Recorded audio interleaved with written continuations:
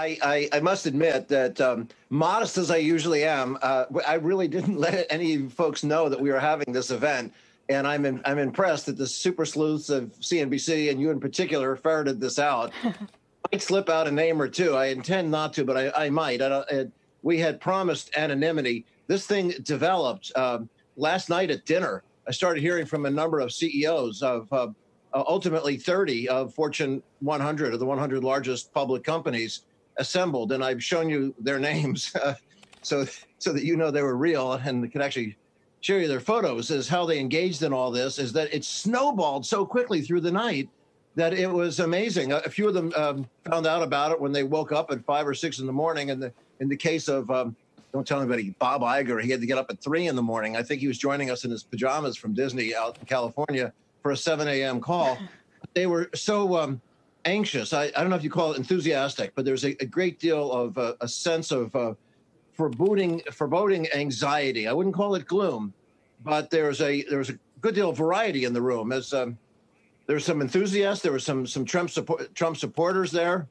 Just between us, Steve Schwarzman, for example, was there, and Steve and I have together in the past, after 9/11, after the collapse of Enron, after the collapse of Lehman Brothers, we had pulled together CEO forums rather quickly, although this one was really quickly that through the night. And their level of anxiety and concern was registered by their shocking participation. We had, the leaders of the business were there, pharmaceutical, retail, transportation, manufacturing, you name it, consulting.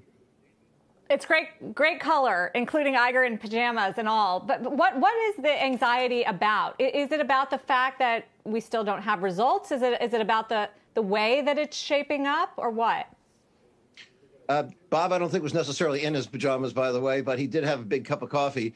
Is that there's some of the Trump supporters, to start with that, were concerned that there was a quickness to criticize the president for denying a freedom of expression that we all should be entitled to have, even though there's been pretty incendiary language that we were talking about earlier, as well as a concern that he should be allowed to challenge and make sure that there is a free and fair election.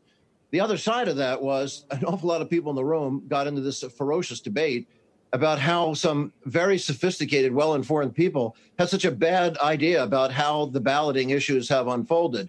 That, for example, in Pennsylvania, it was the Republican legislature that they never in the history of Pennsylvania, in the history of the Commonwealth, they never had mailed ballots before this year. And it was a Republican legislature that brought it out.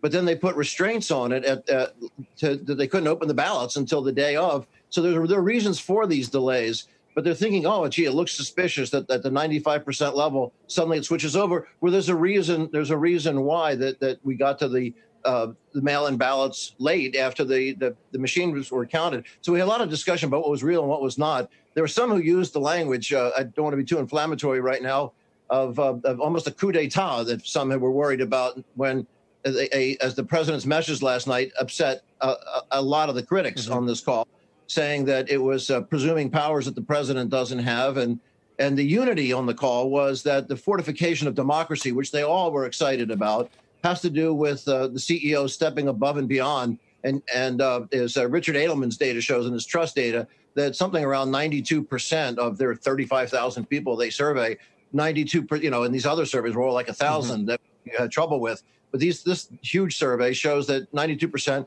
want their bosses, want their employers to take a position on social issues, and 3/4 of them want them to get involved in social progress issues instead of the government to do it. So there was a concern we need to do more of that.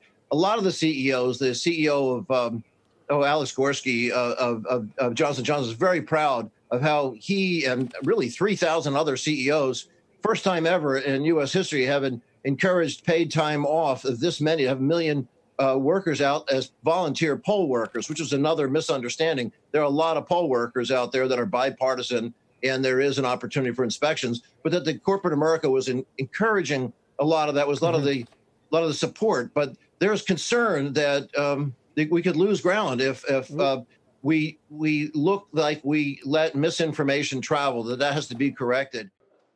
Shepard Smith here. Thanks for watching CNBC on YouTube.